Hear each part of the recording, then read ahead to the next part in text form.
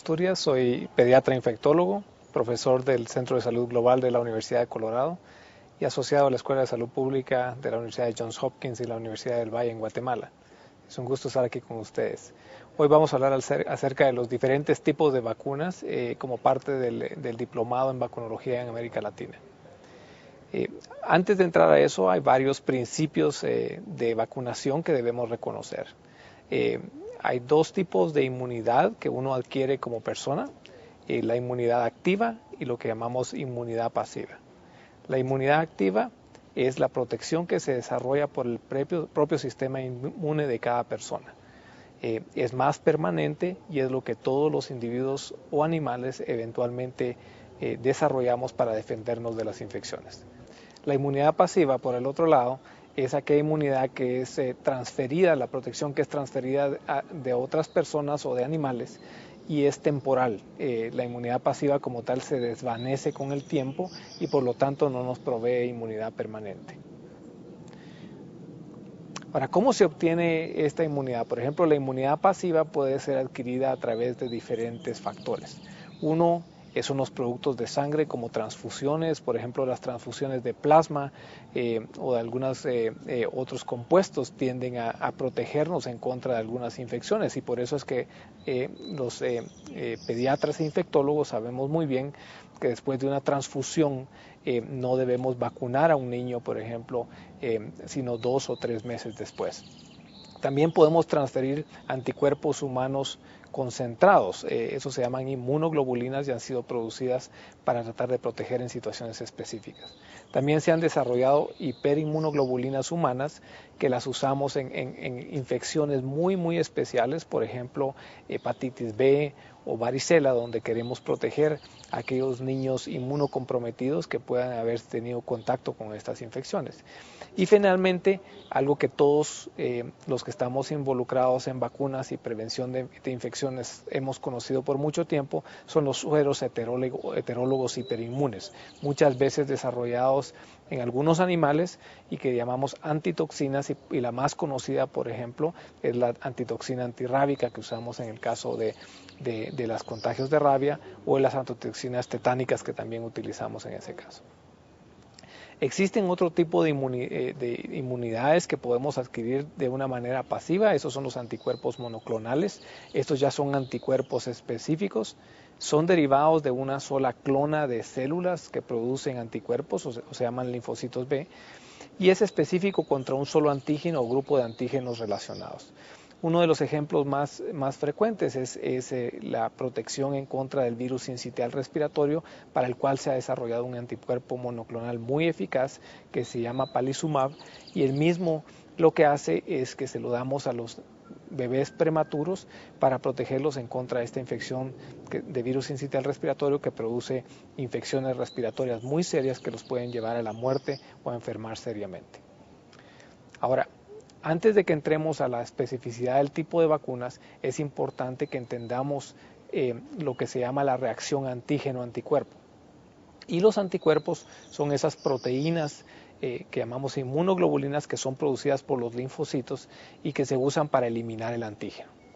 El antígeno, por el otro lado, es una sustancia viva o inactiva que es capaz de producir una respuesta inmune. Por ejemplo, podemos hablar del virus del sarampión como un antígeno, podemos hablar de pequeños pedazos, digamos, de algunos virus o bacterias que son y actúan como antígenos y a los cuales nuestro cuerpo reacciona. Ahora, aparte de las reacciones de antígeno y anticuerpo, también existe lo que se llama la respuesta inmune, que es desarrollada ya sea por las vacunas o por la infección natural. Y lo que pasa naturalmente cuando existe una infección es que el antígeno, que ya sea es un virus o una bacteria, entra al cuerpo para producir la infección.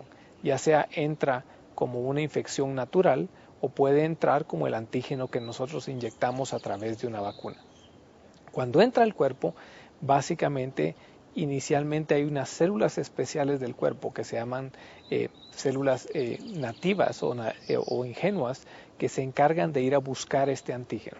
Cuando lo encuentran, regularmente lo fagocitan o se lo comen y se lo llevan básicamente a lo que llamamos el centro germinal, que regularmente son centros de linfocitos que están localizados en nuestros ganglios linfáticos o en el vaso y en la médula ósea.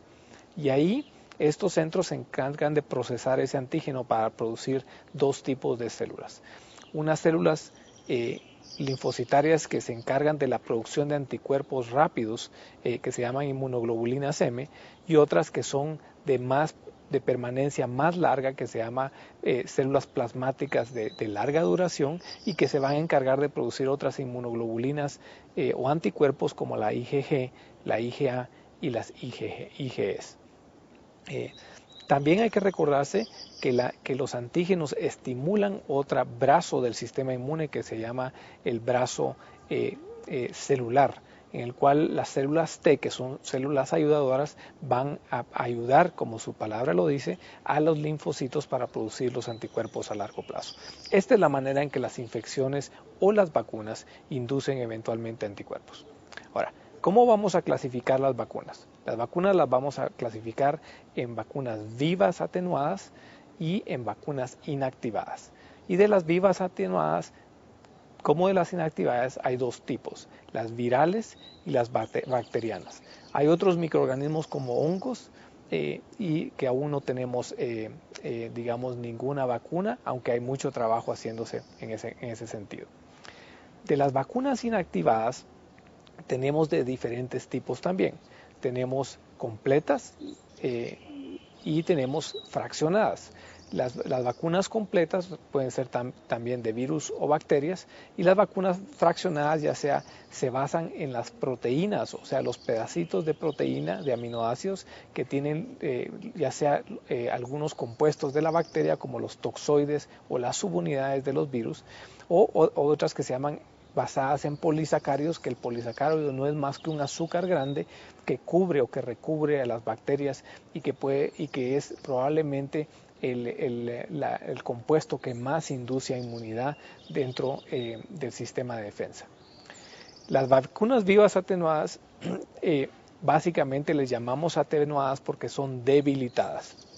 O sea, provienen de una cepa de un virus o una bacteria salvaje original, que lo que se ha hecho con ella es que a través de pasarla en diferentes medios de cultivo o de modificar su sistema de replicación, hemos logrado que el virus como tal o la bacteria no sea tan fuerte para producir infección.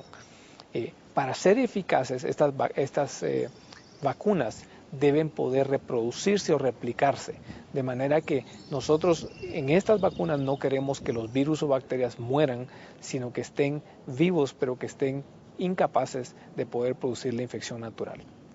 Regularmente, como son vacunas vivas atenuadas, producen una respuesta inmune que es muy similar a la infección natural, y por eso es que pueden protegernos contra estas infecciones cuando se presentan de manera natural. Y regularmente producen inmunidad con una sola dosis de inyección, ¿verdad? Excepto aquellas que se dan por vía oral, porque la vía oral disminuye la capacidad de la vacuna de producir una buena respuesta. Las vacunas vivas atenuadas, tenemos que saber que como son vivas, aunque están atenuadas y producen menos, una reacción menor que la infección natural, pueden producir reacciones adversas severas que provienen la mayoría de partes de su capacidad de replicación. Un ejemplo de esto es, por ejemplo, la posibilidad de la vacuna viva de polio oral, que sabemos que en uno de cada 1 millón a 2 millones de dosis que administramos pueden producir parálisis muy similar a la parálisis que produce el poliovirus salvaje, ¿verdad? Otro ejemplo de ello es, por ejemplo, la reacción que se da del sarampión después de la administración de la vacuna, que ocurre alrededor de los 7 a 10 días, donde básicamente se produce una erupción y fiebre muy similar a lo que vemos cuando se produce el sarampión. Las vacunas vivas atenuadas también tenemos que saber que son interferidas por los anticuerpos circulantes. O sea, si una persona ya tuvo una infección por ese mismo virus o bacteria, O por ejemplo, si es un bebé pequeño nacido de una madre que ya tuvo esa infección, los anticuerpos maternos o pasivos pueden interferir con la replicación de estas vacunas. Y tenemos que recordar que como son vacunas vivas, tienden a ser muy frágiles, o sea, deben almacenarse con mucho cuidado, refrigeradas, de manera que, de que el calor no pueda matar al virus o la bacteria, y deben cuidarse del daño externo. Por ejemplo, en la vacuna de BCG debe tratar de cuidarse de la exposición a la luz, porque produce que el bacilo de Mycobacterium bovis no sea viable. Hay varias vacunas vivas atenuadas. De las virales que todos nosotros conocemos, incluyen la vacuna de sarampión, la vacuna de rubiola y la vacuna de paperas, que ya sea ambas vacunas son dadas como vacunas monodosis, o que se encuentran también combinadas como una vacuna que se llama sarampión, rubiola y paperas, o es conocida como la vacuna triple viral. Existe también la vacuna de varicela y la vacuna del virus zóster, que es administrada para personas de edad mayor que pueden padecer de este virus del zóster. Tenemos la vacuna de fiebre amarilla, que es ofrecida y administrada en aquellas regiones donde la fiebre amarilla es muy prevalente. La vacuna de rotavirus, que más recientemente ha logrado la disminución dramática de las infecciones por rotavirus, que son diarreas deshidratantes. Y la vacuna de polio oral, que sabemos que ha sido la vacuna detrás del éxito de la erradicación de polio en varias regiones del mundo, así como de la disminución dramática de casos de polio y parálisis por polio en la mayoría del globo. Algunas vacunas bacterianas vivas que conocemos es la vacuna de BCG, que es básicamente importante en la prevención de tuberculosis. Esta vacuna es derivada de un Mycobacterium familiar del Mycobacterium tuberculosis, que se llama Mycobacterium bovis, y produce una protección sobre todo en niños pequeños. Y tenemos la vacuna de tifoidea oral, que también sabemos que ha sido eficaz en la prevención de infecciones por Salmonella typhi, y que ha logrado disminuir también estas infecciones, sobre todo en áreas de mucha endemia o en viajeros a zonas de infección. De las vacunas inactivadas, es importante que recordemos que la mayoría de ellas, por estar inactivadas, o sea, que el virus o la bacteria ya han sido neutralizados o muertos, no se replican ni se transmiten.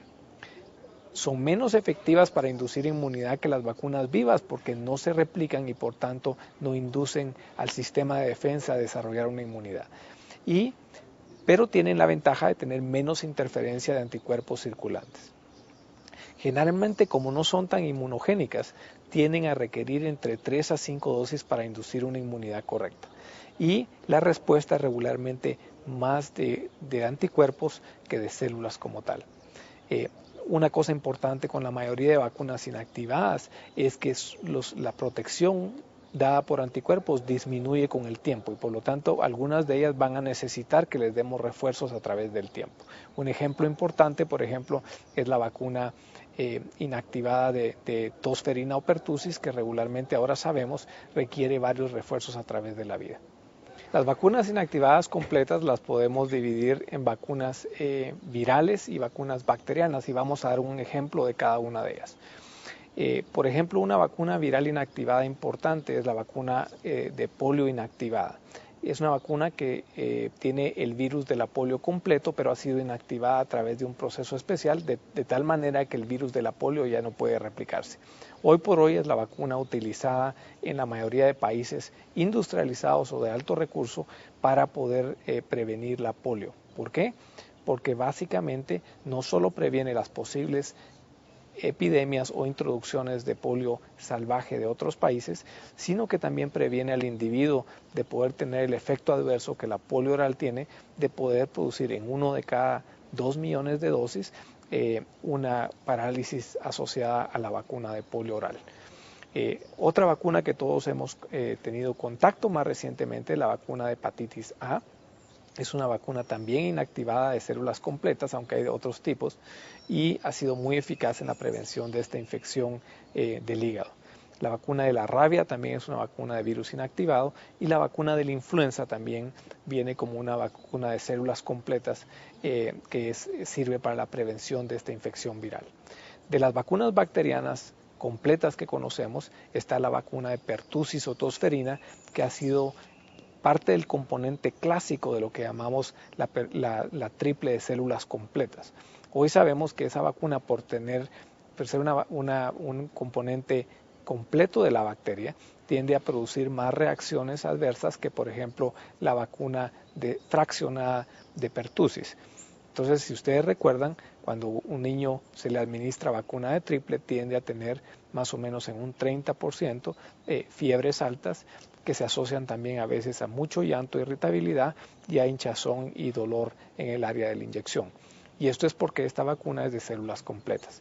Existen otras vacunas bacterianas también de células completas, como la vacuna de cólera y la vacuna de tifoidea, que también han sido eficaces en este sentido.